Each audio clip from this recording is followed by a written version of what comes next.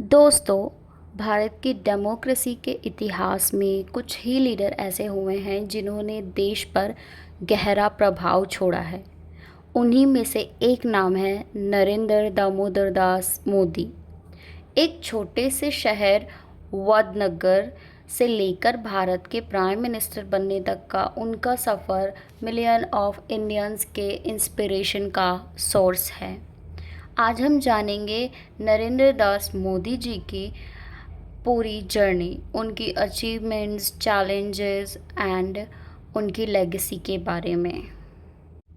मोदी जी का जन्म 17 सितंबर 1950 को गुजरात के वडनगर में हुआ था। वो एक सिंपल फैमिली से बिलोंग करते थे। बचपन में वो अपने पिता जी की चाय की दुकान पर मदद भी किया करते थे। फाइनेंशियल चैलेंजेस होने के बावजूद उन्होंने मेहनत और डिसिप्लिन को कभी नहीं छोड़ा। यही एक्सपीरियंसेस अगले साल चलकर आगे चलकर उनके लीडरशिप और डिटर्मिनेशन का फाउंडेशन बने। पॉलिटिक्स में एंट्री।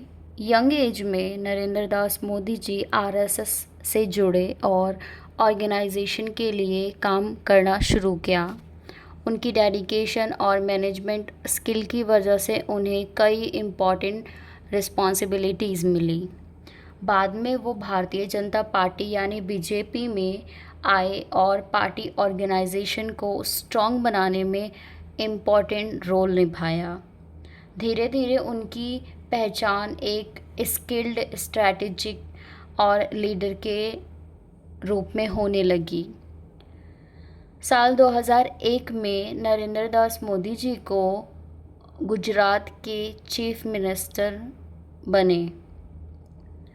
उनके टेन्योर में गुजरात ने इंफ्रास्ट्रक्चर, इंडस्ट्रीज़ और इन्वेस्टमेंट के सेक्टर में काफ़ी अच्छी ग्रोथ देखी।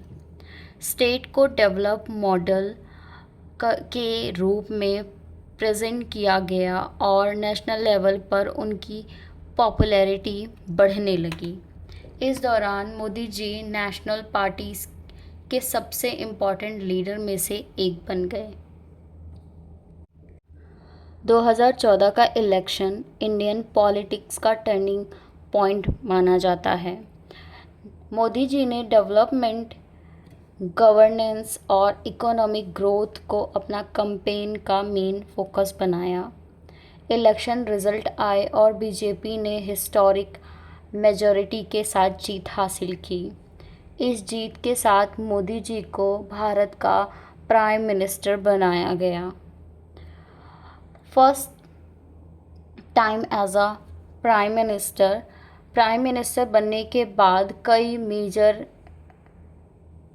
एक्टिविटीज़ लॉन्च किए गए, कई स्कीमें लॉन्च करी गई, जैसे स्वच्छ भारत अभियान, digital India, make in India, Jan Dhan योजना, उज्ज्वला योजना, स्टार्टअप इंडिया।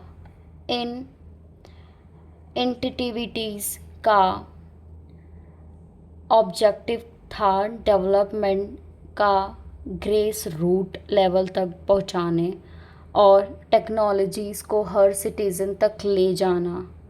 इंडिया में डिजिटल पेमेंट और टेक्नोलॉजी एडॉप्शन में भी तेज़ी से ग्रोथ देखने को मिली। 2019 में मोदी जी एक बार फिर से इलेक्शन कैंपेन के सेंटर में रहे। बीजेपी ने बहुत बड़े वोटों से जीत हासिल करी। मोदी जी लगातार दूसरी बार प्राइम मिनिस्टर बने। ये इंडियन पॉलिटिक्स की एक बहुत बड़ी अचीवमेंट मानी गई। दूसरे टर्म में कई इम्पॉर्टेंट डिसीज़न लिए गए, जैसे आर्टिकल 370 का रिमूवल, सिटीज़नशिप अमेंडमेंट यानी CAA, आत्मनिर्भर Bharat mission, large scale infrastructure projects, digital ecosystem का एक्सपेंशन। इस पीरियड में पूरी दुनिया कोविड-19 पेंडेमिक से भी गुजरी। इंडिया ने वैक्सीनेशन कैंपेन और हेल्थ केयर पर लार्ज स्केल एफर्ट किए। मोदी जी के लीडरशिप पीरियड में इंडिया के इंटरनेशनल प्रेजेंस और स्ट्रॉन्ग हुई। इंडिया ने G20, BRICS और यूनाइटेड नेशन जैसे ग्लोबल प्लेटफॉर्म पर एक्टिव रोल प्ले किए। आज भारत दुनिया का फास्टेस्ट ग्रोइंग मेजर इकोनॉमी में से एक माना जाता है। ग्लोबल डिप्लोमेसी में भी इंडिया का इन्फ्लुएंस बढ़ा है। 2024 के जनरल इलेक्शन में एक और हिस्टोरिक चैप्टर ऐड हुआ। मोदी जी तीसरी बार प्राइम मिनिस्टर बने। इंडिपेंडेंट इंडिया के इतिहास में बहुत कम लीडर ऐसे रहे हैं जो इतने लंबे समय तक नेशनल पॉलिटिक्स के सेंटर में बने रहें। हर बड़े लीडर की तरह नरेंद्र मोदी जी की भी जर्नी में काफ़ी चैलेंजेस और क्रिटिसिज्म रहे हैं। सपोर्टर्स उनके डेवलपमेंट प्रोजेक्ट्स, इंफ्रास्ट्रक्चर और ग्लोबल लीडरशिप की तारीफ़ करते हैं, वहीं क्रिटिसाइज़ कुछ पॉलिटिक्स और डिसीज़न पर सवाल उठाते हैं। लेकिन डेमोक्रेसी में अलग अलग ओपिनियन होना एक हेल्दी प्रोसेस माना जाता है। पॉलिटिक व्यू चाहे जो भी हो, मोदी जी का इम्पैक्ट मॉडर्न इंडियन पर क्लियरली देखा जा सकता है। Digital transformation, infrastructure development, welfare schemes और इंटरनेशनल उनके टेन्योर के काफ़ी इम्पोर्टेंट हाईलाइट बने रहें। नरेंद्र दामोदर दास मोदी की जर्नी सिर्फ एक पॉलिटिशियन की हिस्ट्री नहीं है, ये डिटर्मिनेशन, हार्डवर्क, लीडरशिप और पब्लिक सर्विस की कहानी है। और इसी वजह से उनका नाम भारत के इतिहास में हमेशा याद रखा जाएगा। अगर आपको ये वीडियो पसंद आई है तो लाइक, शेयर एंड सब्सक्राइब ज़रूर करें। जय हिंद।